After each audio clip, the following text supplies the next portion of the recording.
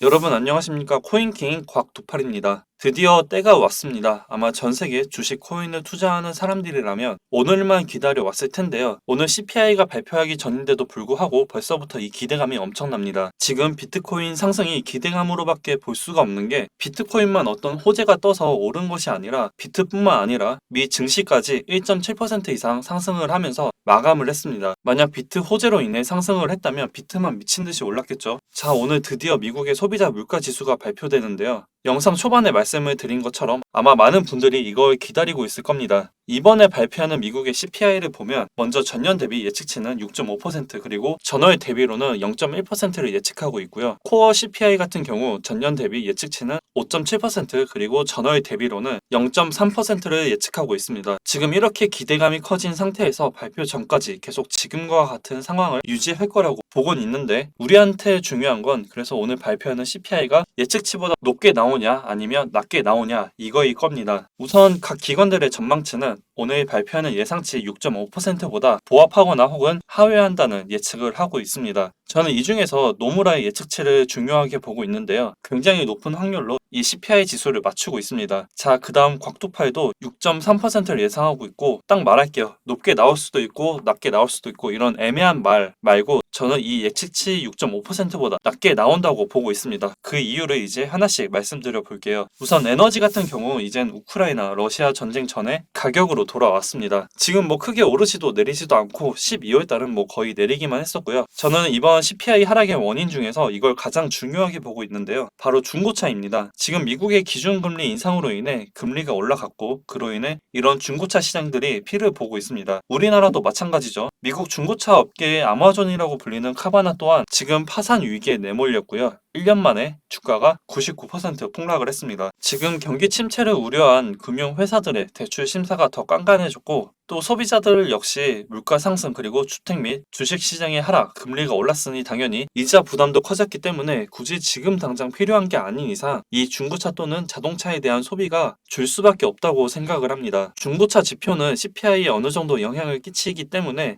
지금 이렇게 무너져 내리는 걸 보면 분명히 충분히 이번에도 더 낮게 나오지 않을까 싶고요. 그 다음으로 이번 CPI가 낮게 나올 거라고 보는 이유는 주거비인데요. 이 주거비는 CPI 그리고 코어 CPI의 큰 비중을 차지합니다. 그런 주거, 주택 관련된 부분들이 이제는 점점 꺾이고 있다는 건데요. 중고차와 마찬가지로 금리 인상으로 인해 미국의 주택 가격 상승률이 2년 만에 최저치를 기록했습니다. 정말 드라마틱하게 점점 거품이 빠지고 있진 않지만 서서히 꺾이고 있다는 걸 볼 수가 있고요. 미국의 부동산 협회에 따르면 11월 미국 내 주택 매매는 전달보다 7.7%가 줄어 10개월 연속으로 감소세를 이어갔습니다. 당연히 대출 금리가 오르면서 자금 조달이 어려워지고 있고 그로 인해 주택 수요도 위축된 상태입니다. 상황은 좋아지고 있는 게 아니라 더 나빠지고 있어서 이 주거비 역시나 저는 점점 꺾이고 있어 이번 CPI 그리고 코어 CPI도 같이 영향을 받지 않을까 싶습니다. 저는 이 두 가지 이유를 가장 크게 보고 있으며 이런 이유들로 인해 이번 CPI는 예측치 6.5%보다 하회할 거라고 보고 있고요. 솔직히 부합이 되거나 혹은 약간의 상회하는 결과가 나와도 결국엔 저번 7.1%보다 하락하고 있는 추세입니다. 만약 6.6%로 예상치보다 상회하는 결과가 나와 급락을 한다면 저는 오히려 그때가 단타나 혹은 스캐핑 할 수 있는 기회이지 않을까 싶습니다. 간단하게 정리를 하자면 중고차 시장은 계속해서 하락을 하고 있고 주거 역시나 상승보단 하락세를 유지하고 있습니다. 그렇기 때문에 이번 CPI 예상치보다 낮을 거라고 보고 있고 만약 예상치보다 낮게 나온다면 18.8K 이상 급등이 한 차례 나올 거라고 보고 있고요. 혹시나 6.6%로 예상치보다 상회하는 결과가 나와 당장 급락이 나온다 해도 저는 오히려 그때가 하나의 단기 수익을 낼 수 있는 기회라고 봅니다. 그리고 이 CPI가 발표된 후 90분 뒤에 바이든 대통령 연설이 있습니다. 이번 연설 주제는 인플레이션 억제에 대한 바이든의 노고를 주제로 발표를 한다고 하는데요. 어떻게 보면 답지가 나온 것 같죠? 어지간히 좋게 나왔나라는 생각이 들고요. 이렇게 내덕이야라고 하는 걸 보면 오늘 발표되는 숫자가 나쁘진 않나 봅니다. 근데 이제 상승 다음은 하락입니다. 항상 그 다음을 생각해야 되는데 한 가지 조심을 해야 되는 부분은 비트 일봉상으로 RSI 과매수 구간입니다. 이 시그널은 작년 2022년 3월 30일쯤 발생해 단기 저점까지 2주 동안 마이너스 18% 하락을 했기 때문에 이제 와서 바닥이라고 판단해 현물을 모아 가신다면 일본 기준으로 과매수 구간에 벗어났을 때 그때를 노리는 게 좋지 않을까 싶고요. 또 선물을 하시는 분들은 너무 욕심을 부리지 마시고 여러분들 그릇에 맞게 분할 매도로 수익을 챙기시길 바랍니다. 이 부분은 이제 제가 다시 한번 정리를 해서 다음 영상으로 준비를 하겠습니다. 이런 정보들은 이 코인킹 실시간 텔레그램 방에 제가 확인하는 대로 최대한 빠르게 정보를 공유해 드리고 있습니다. 오늘도 이렇게 열심히 전달을 해드리고 있고요. 고정 댓글에 있는 링크로 입장이라고 보내주시면 간단한 질문 답변해 주시는 대로 바로 링크 전달해 드리고 있으니까 참고해 주시면 될 것 같습니다. 들어오셔서 많은 정보들 실시간으로 받아 보신다면 많은 도움이 되지 않을까 싶고요. 제가 준비한 내용은 여기까지입니다. 저는 이제 다음 새로운 소식 들고 찾아뵙겠습니다. 이 영상이 도움이 되셨다면 좋아요, 댓글, 구독, 알림 설정 한 번씩 꼭 부탁드리고요. 시청해 주셔서 감사합니다.